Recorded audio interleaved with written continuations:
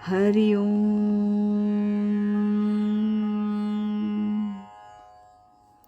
पूजनीय स्वामी भक्त डॉक्टर सुषमाताई वाटवे यांनी लिहिलेल्या स्पर्श परिसाचा या ग्रंथमालिकेतील दुसऱ्या भागाचं वाचन आपण ऐकत आहोत. आज यातील प्रकरण दुसरं, रात्री दिवस आम्हा युद्धाचा प्रसंग, याचा भाग पहिला. रात्री दिवस आम्हा युद्धाचा प्रसंग, अंतर्बाह्य जग आणि मन. परमार्थाची वाटचाल सुरू झाली की साधकाच्या आचार विचारात फरक पडायला लागतो.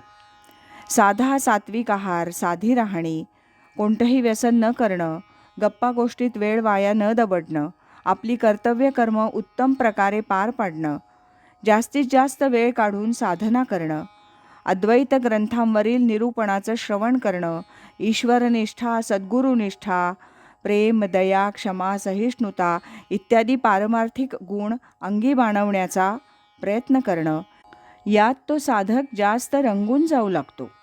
साहजिकच व्यावहारिक जगापासून तो दूर जाऊ लागतो. त्यातून संघर्ष निर्माण होतात. आत मनबुद्धीशी झगडायचं आणि बाहेर परिस्थितीशी झगडायचं, यात बरेच वेळेला तो साधक थकून जातो, निराश होतो, कधी बंडखोर बनतो.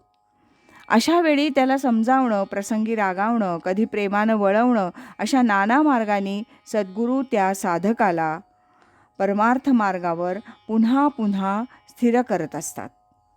सद्गुरू स्वामी माधवनाथांनी असा वेळोवेळी केलेला उपदेश या प्रकरणात घेतला आहे. आधार कोणाचाही नसतो कोणाला. ज्यांना कोणी नसतं ते कोणाच्या आधारावर राहतात? आधार एक भगवंताचा असतो. माणसं जोडायची म्हणून का जोडली जातात? आणि जोडलेली माणसंच अंतकाळी उपयोगी पडतात असं काही नसतं जगामध्ये. तुका म्हणे तुझं सोडवे ना कोणी, एका चक्रपाणी वाचून या. आता त्या चक्रपाणीला धरायचं की इतर माणसांच्या मागे लागायचं? भगवंताला धरा, काय होईल ते होईल. कोणी विचारलं? कुणी नाही विचारलं म्हणून काय झालं? कुणीतरी येईल वेळेला. एवढे संन्यासी संन्यास घेऊन हिमालयात जातात, तिथं कोण असतं त्यांना विचारायला? तिथं आजारीपण आलं तर?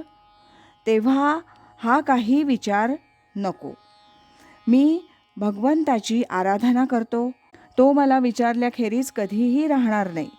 असा कोणी भक्त नाही की ज्याचा सांभाळ परमेश्वरानं केला नाही. देवभक्त कोण वधिला, कधी देखिला ना ऐकिला. अशी जर खात्री असेल तर शरीराची कोणतीही दशा असो, तुम्हाला कोणालाही हाका मारण्याचं कारण नाही. लोक आपोआप येतील आणि सगळं करतील. आपलं उर्वरित आयुष्य आता थोडं राहिलंय.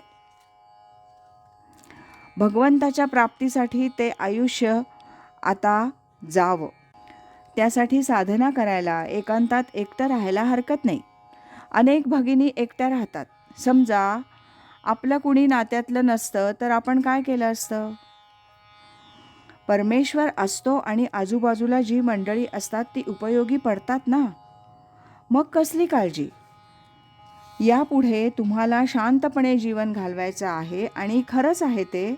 तुम्हाला जसं एकटं राहावंसं वाटतं तसंच माझं आहे. आम्ही इथं दोघे राहतो ना, मी आणि सरलाताई. तिसरा मनुष्य मला इथे झोपायला चालत नाही.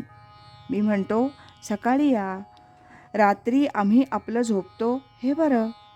त्यातून काही झालं तर बघून घेऊ. अगदी काय रोज होतं का? कधीतरी गरज पडेल म्हणून सारखी माणसं सांभाळत बसून व्याप करून घ्यायचा का? कारण माणसं आजूबाजूला असली की साधना राहते बाजूला, नुसतीच कटकट.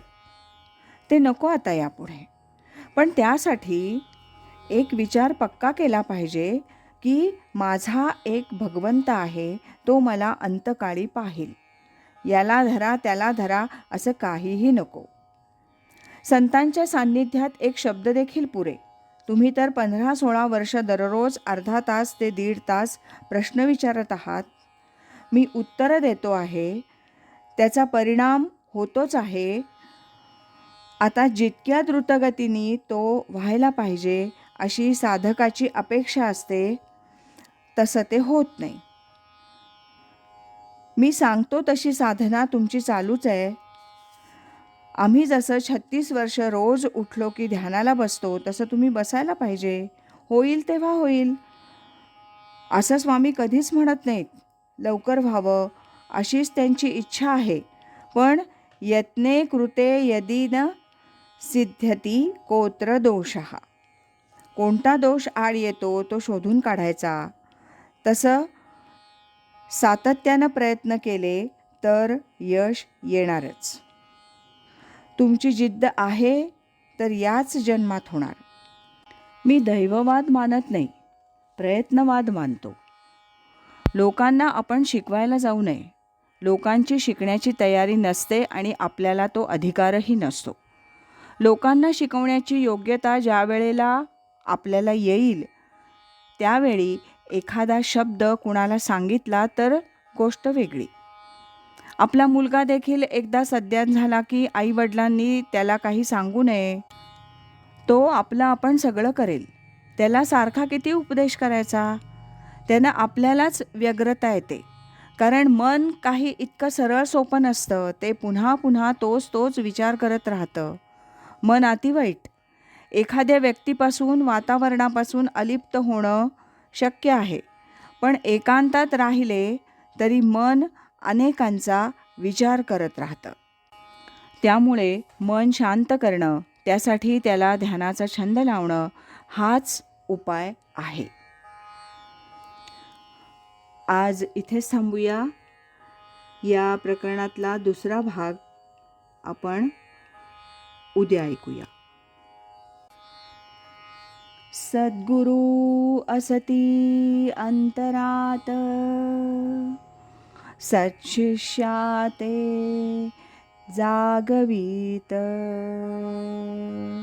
हरि ओम तत्सत.